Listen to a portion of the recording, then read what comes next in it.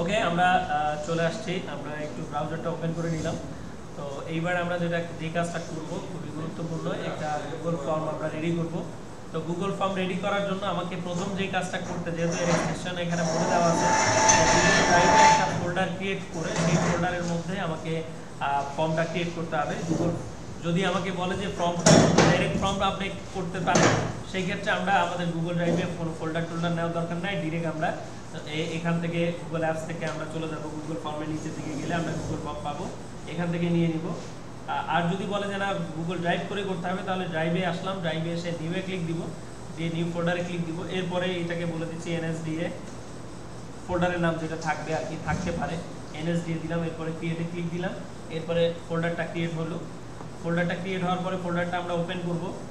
Open করার পরে আমরা এখানে নিউয়ে আবার ক্লিক দিব, এরপরে চলে যাব গুগল ফর্মে। গুগল ফর্মে বেশ কিছু কোশ্চেন এখানে দেওয়া থাকবে। এখানে প্রথম যেটা থাকবে ফর্ম টাইটেল, সেটা হচ্ছে অ্যাসেসমেন্ট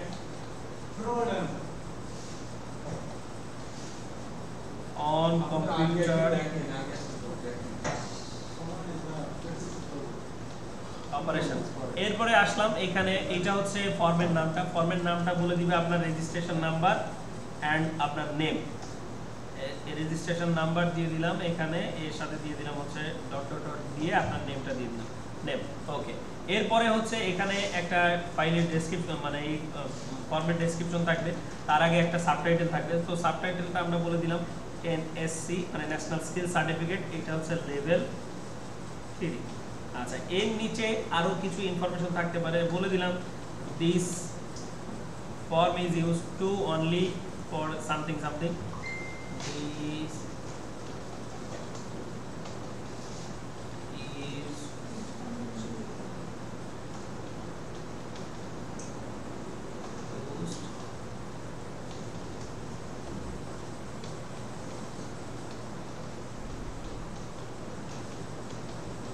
ওকে। এখন এখানে যেহেতু এটা সাবটাইটেলের কথা বলছে, এটাকে আমরা আলাদাভাবে চেনার জন্য জাস্ট বোল্ড করে দিলাম।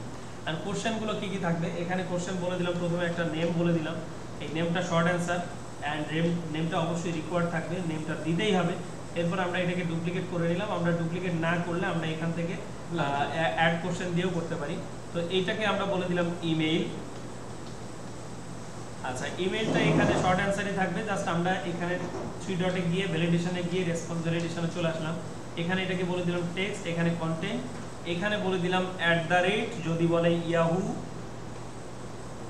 তাহলে ইয়াহুই দিয়ে দিব, যদি বলে জিমেল তাহলে @gmail দিয়ে দিব। এখানে হচ্ছে কাস্টম ইরোড টেক্সট, আমরা বলে দিব ইন্টার ভ্যালিড ইয়াহু মেল, ঠিক আছে।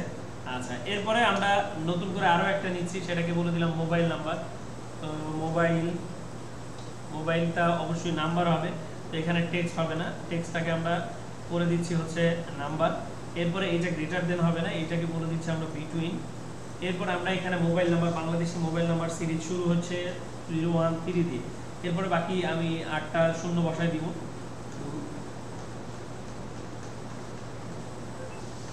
ওকে, এরপরে আমি মানে ক্যাটাগরি শেষ হচ্ছে 019 দিয়ে, তাহলে এখানে আমি 019 দিলাম। এরপরে বাকি 8টা 9 দিয়ে দিব। এখন কাস্টম ইরোড টেক্সট, এখানে আমি বলে দিব ইন্টার, যদি এর বাইরে হয় ভ্যালিড মোবাইল নাম্বার বলে দিলাম। ওকে, কাজ শেষ। তো এরপরে আমাকে যেটা করা লাগতে পারে সেটা হচ্ছে আমাকে এই সেকশনটা ব্রেক করে নতুন একটা সেকশনে যেতে হবে। তো আমরা এখান থেকে সেকশনটা চলে গেলাম, নতুন একটা সেকশন নিলাম। এখানে সেকশনটা আপনাকে যা বলবে, যদি কোনো কিছু দিতে নাও বলে টাইটেল দিবেন না, যদি দিতে বলে তাহলে দিবেন। তো আমি এখানে বলে দিলাম প্রফেশনাল ইনফরমেশন।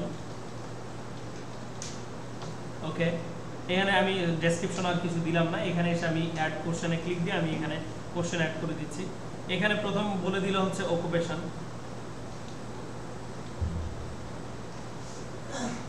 এখন অকুপেশনস আপনার কি কি, কোন কোন অকুপেশনসে আপনার হচ্ছে লেভেলগুলো করা আছে একটু খেয়াল করেন। এখানে আমরা বলে দিলাম কম্পিউটার অপারেশন। এরপরে বলে দিলাম হচ্ছে আইটি সাপোর্ট,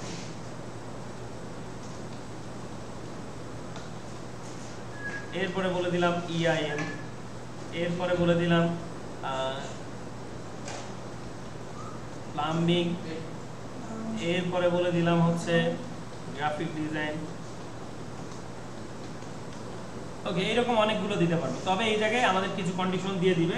কন্ডিশনগুলো কীরকম? কন্ডিশনগুলো এইটা যেন অবশ্যই সাফল অর্ডার হয়, মানে প্রত্যেক পার্টিসিপেন্টের কাছে যেন এগুলো সবগুলো চেঞ্জ হয়ে হয়ে আসে। তো এখানে এসে আমরা জাস্ট 3 ডটে ক্লিক দিলাম, এরপরে সাফল অর্ডারে ক্লিক দিলাম, তাহলে এটা সাফল অর্ডার হয়ে গেল। আচ্ছা, এরপরে আর কি করতে হবে আমাদেরকে? আমরা দিছি একটা অকুপেশন, এরপরে আমরা ডুপ্লিকেট আর একটা করে নিলাম। এখানে এসে আমরা বলে দিলাম BNQF লেভেল, যে এই লেভেলগুলোর এর ভিতরে কোনো একটা অকুপেশনের লেভেল করা আছে, সেটা কোনটা লেভেল। এখানে মাল্টিপল চয়েসই থাকলো। আমরা এখানে বলে দিলাম 1, এরপরেরটা বলে দিলাম 2, এরপরেরটা বলে দিলাম 3, এরপরে 4, এরকম করে 6টা লেভেল আছে আমরা জানি, 5, এরপরে 6 করে দিলাম। তো এর মধ্যে যে কোনো একটা সে চুজ করে দিবে। এরপরে নতুন করে আমরা আরও একটা কোশ্চেন দিলাম, যেই কোশ্চেনটাকে বললাম হচ্ছে অ্যাটাচমেন্ট। অ্যাটাচ ফাইল অথবা অ্যাটাচমেন্ট, যেটাই বলতে পারি, ফাইল দিয়ে দিলাম। তো এখানে এটাকে আমাদেরকে বলে দিতে হবে ফাইল আপলোড। হ্যাঁ, ফাইল আপলোডে গেলাম, এরপরে এটাকে কন্টিনিউ করলাম। কন্টিনিউ করার পরে আমাকে এখানে বলবে allow only specific file type, just এটাকে অন করে দিলাম। এখন যে ফাইলগুলো আমরা দিতে পারবো এখান থেকে, তো ম্যাক্সিমাম টাইমে আমাদেরকে পিডিএফ ফাইলটা অবশ্যই রাখতেই হয়, দিয়ে দেয়। তো পিডিএফ দিলাম, এখান থেকে ডকুমেন্ট প্রেজেন্টেশন, যদি অন্য কোনো কিছু দিতে বলে দিব, না দিতে বললে শুধু পিডিএফটাই থাকবে। এরপর ম্যাক্সিমাম নাম্বার অফ ফাইল, সর্বোচ্চ ফাইল কত, আমরা 5টা দিয়ে দিলাম, কারণ এখানে আমাকে বলে যে 3টা বা 4টা ফাইল আপলোড করতে হবে। তো আমি এখানে সর্বোচ্চ 5টা করতে পারবো, মিনিমাম 1টা পর্যন্ত করতে পারবো। তো ম্যাক্সিমাম ফাইল সাইজ এটা উল্লেখ থাকতেও পারে, নাও থাকতে পারে, তো আমি 100 MB করে দিলাম। এরপরে মোটামুটি আমার কাজ শেষ। এখন বলবে এই ফাইলটা আপনি নিজেই ফিল আপ করেন। তো আপনি এখানে যে প্রিভিউ অপশনটা পাচ্ছেন, চোখের মতো দেখা যাচ্ছে, জাস্ট এটাতে ক্লিক দিবেন। ক্লিক দিয়ে এখানে চলে আসবেন, এসে নামটা আপনি আপনার নামটা দিবেন, MD আব্দুল্লাহ, ইমেলটা দিবেন। আমি এটা একটু জিমেল দিয়ে করে দেখাই, তাহলে কি হলো, জিমেলটা যদি দেই জিমেলটা নিবে না। কেন? কারণ এই জায়গায় দেওয়া আছে yahoo.com দেওয়া আছে, তা না হলে নিবে না। এরপর আসি, আমার মোবাইল নাম্বারটা দিয়ে দিই।